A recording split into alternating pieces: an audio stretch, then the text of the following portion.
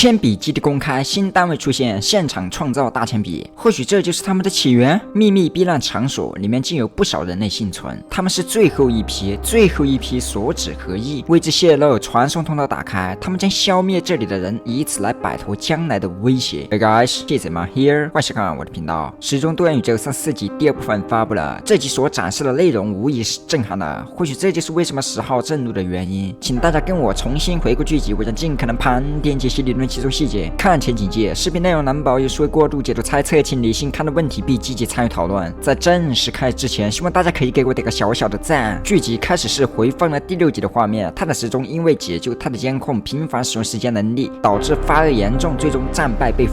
此集赤裸将要了解拍摄者，但被救下了。从画面中可以看到有一支铅笔正在关闭某个通道，而拍者正是从这个通道里出来的。所以说这集发生的时间是第6集的时间点。那地点呢？从此处的环境建设来看，有着3选2的味道，再加上出现的铅笔，这里应该是铅笔阵营的基地，相机人也在这里。那么之前从基版新增片段中的各种插画，判定他与铅笔人存在一定联系的猜测得到证实，他已经在很早的时间便存在了。或许联盟正是通过他来作为媒介与铅笔交流信息。相机人将拍者搀扶起来，拍摄者来到陌生的环境，对周围的事物有着好奇，四下打望，看到了一个新的单位。他的着装显然不是一个简单的角色，全黑色西装配有领结，与其他铅笔人不同，他的笔拥有笔帽，手指由不同的颜色铅笔组成，估计是个超级话痨。线人询问事情经过，只见拍者掏出了一块平板，在第6集中展示过拍者拥有平板，从左上角的蓝牙标识和平板中不断闪着画面，以及拍者视角画面产生干扰来看，此刻的他应该是在向平板传送视频文件，记录第6集发生的事情。相机人拿过的平板看了后满脸震惊，谁能想到新手期还没过的泰坦时钟就被匆匆击败。相机指着画面，似乎在寻求帮助，但此时点读笔打断了。从相机人刚拿到平板时，他就在看。对于这一幕，点读笔似乎有着自己的权衡。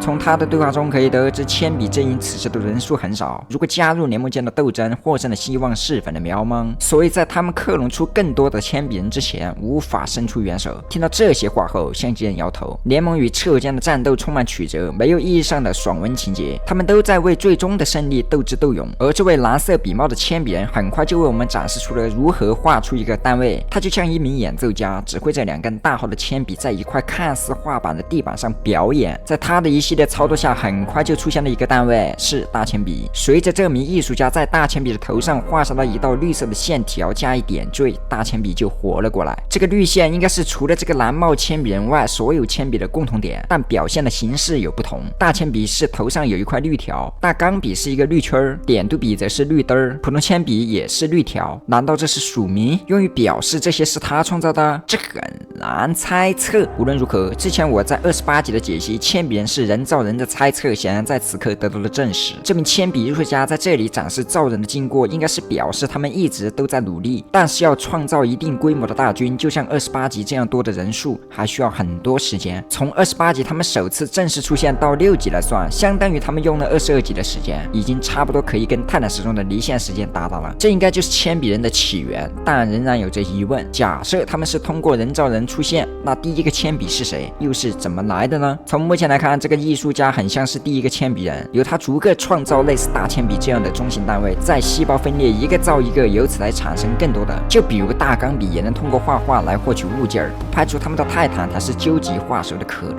但这些仅为猜测。点读笔这样的怪胎明显与其他铅笔人不同，他基本可以说是全身机械身躯，可以自由发言，但他应该是由艺术家创造的，称其父亲，这很匪夷所思啊。但更匪夷所思的是，何时有了这么大个儿子？说这个蓝帽艺术家为铅笔之父也不足为过了。让我们回到29集的新增片段，在蔚蓝时钟与双钟对话时，可以在背景中看到这里有着4张图片，更细致的解析可以看我当时的视频。在这图片中可以看到有老登人形版，它连接着监控人和铅笔人，而这铅笔人正是本集出现的铅笔艺术家。难道铅笔艺术家或者说第一个铅笔是老登创造的？他们似乎存在某种联系。目前老登没有直接与铅笔人对峙过，这很难解释。图片中铅笔艺术家连接着点读笔，再加之称其父亲，大概率点读笔是由铅笔艺术家创造。点读笔在此时突然发言，打断了他父亲欣赏完美作品的雅致。他发现了一处壁护所。虽然不知道怎么发现的，但他很确定。说着，他操控着一根铅笔画出了一条通道，或许这是点读笔的另一个能力，画出传送通道。可能在之前拍者进来时的传送通道也是他画的。接着，铅笔艺术家向几名铅笔人示意，让他们与象棋人一起进入这条通道。注意看，这名铅笔人似乎有着独特的颜色，很快他就会有独特情节。接着，场景切换了，来到了一个新的地方。这个地方位于森林之中，却突兀的有着许多建筑群，且灯火通明。这里竟是人类居住的地方，可以看到还有不少幸存者，大街上人来人往，儿童嬉戏。谁能想到一场灾难正在向他们靠近？某处人家的小女孩正在对着相框里的照片发呆，可以看到相片是小女孩自己和一名男子，而这名男子是谁？那就是上集出现的07指挥官，在本集的最后也有着特写。从他们的对话中可以得知，这名小女孩在思念父亲，而她的父亲不出意外应该就是07指挥官。小女孩想在明天生日到来前见到自己的爸爸。我想没有什么礼物能比得上这个重要，但这个奢求却即将成为噩耗。窗外有着厕所把手，但他们却不是我们以往所见过的那样披着反派外表的厕所，他们是在保护，是在确保这个地方的安全。从他们的对话中可以得知，他们是被安排到这里来的，仅有几个，人数十分的稀少。虽然是在保护，但这样的安保方面可以说是形同虚设。之所以这么少，是因为能说话，而其他同样实验下来的厕所还尚未稳定。看他们的外观已经不足为奇了，之前已经出现了很多次，比如阿尔法后面跟着的。或许这种类型的变种厕所皆是变种而来，他们之前是人类，通过实验后变成了现在的样子。这一点得到了 Dom Studio 的证实，所有厕所以前皆是人类，这两个可以正常说话，而之前所展示的却是 Skibidi， 很难理解哪个才是最成功的，他们肯定有着区别。上集莱昂纳多也能口吐人言，但却听不懂 Skibidi 语言，不排除这俩与那些编号厕所做了相同实验的可能。此时的时间是第6集的时间段，距离目前已经过去了很长时间，他们应该只是简单改造后就完成了的单位。上集各类编号厕所以及07指挥官应该是进行了2次或更强的升级，这才进入休眠舱后出来对时间模糊。而编号07是第一个加入实验的人，再加上有着指挥官的称号，以及科学家都要对其点头哈腰，所以这些编号单位的地位显然远高于目前所见的厕所。他俩还提到了这里幸存的人是最后一批，言外之意难道是除此之外的已经全部改造了？他们有意隐瞒战争，似乎是不想再有人参与实验或是引起恐慌，从而留下一点火苗，或是这些幸存者是目前厕所方高级员工的家属。无论是哪一种，这个梗难猜测，你也可以将你的想法写在评论区。此时不速之客打断了他们的聊天，一道金光破空出现，是传送通道。他们从铅笔基地来到了这个地方，对于这凭空出现的单位两厕所表现出的难以置信。这是他们的庇护所，对外隐秘且藏身密林，完全远离战争。他们是怎么找到的？对此我们抱有疑问，他们也是。从他们的口中可以得知，如果没人从里面发出信号，否则没人能找到这个地方。那么这会是谁呢？有两个可能，可能厕所内部有着多派之争，他们故意透露这个位置被发现，从而断掉高层有牵挂的后路，使其一心一意。但这个可能很小，我更偏向第二个可能，那就是这个老爷子抱着个电视头出现在这里十分的可疑。或许是他因为想看电视，但接收不到信号，所以把电视机抱出来放到高处，看能不能收到信号。谁知弄巧成拙，导致位置被锁定。他这个拍打抚摸电视头的动作，像极了小时候我看电视信号不好的举动。这里是深山密林，基本隔绝了外界的一切联系，也恰好对应了厕所谈论的让他们知道的越少越好的对话。也就是说，这些幸存者可能对外界的战争局势一无所知。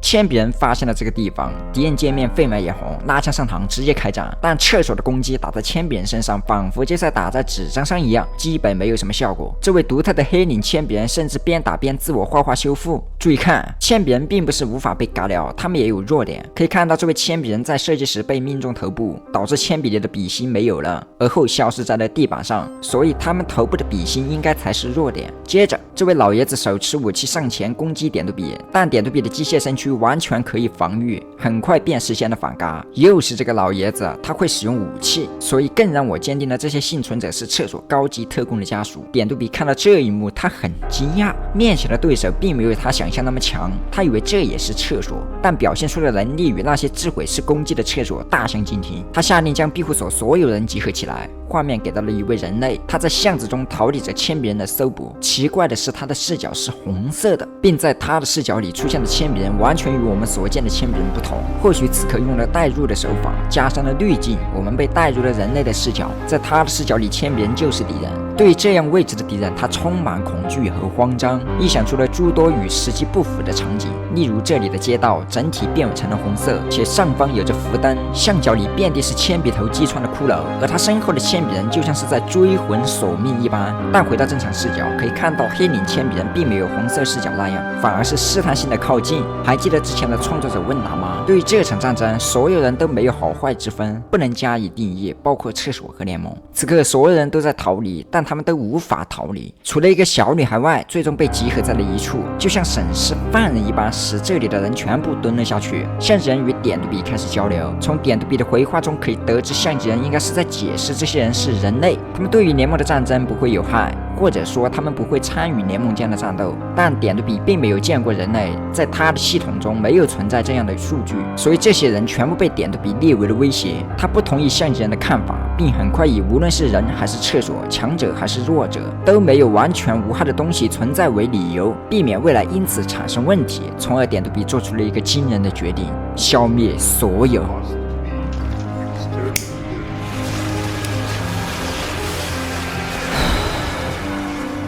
现在谁还再敢说他可爱？随后，最后的视角给到了相框，转场到了07指挥官的手中。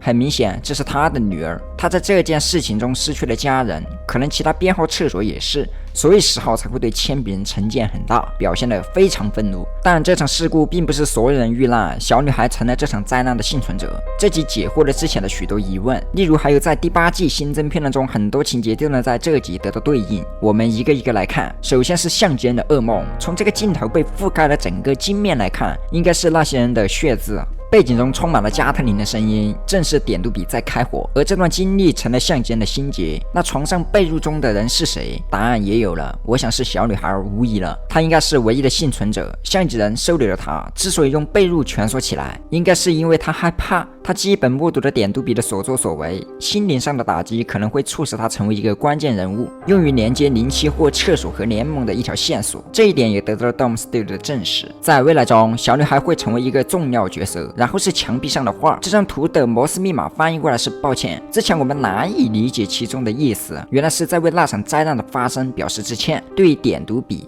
他可能是由铅笔艺术家创造，但他却完全不像其他点读笔自己能自由发言。我猜测这是铅笔技术结合了 AI 技术的产物。在33集中，这些人对话中曾提到了 AI 的字眼，说明这个技术可能已经落实在了某个方面。那么假设点读笔是2个技术的结合，那它可能就是一个智能无情的机器，也没有植入人类的相关知识和观念，这使得先前的作为没有感到一丝的犹豫，就连普通铅笔人都会摇头不信，而点读笔的目标却只有厕所。但这个仅为猜测，你也可以将你的想法写在评论区。好了，本期视频内容到这了，如果你喜欢的话，记得不要忘记点赞关注。我是 Pizzaman，我们下个视频再见。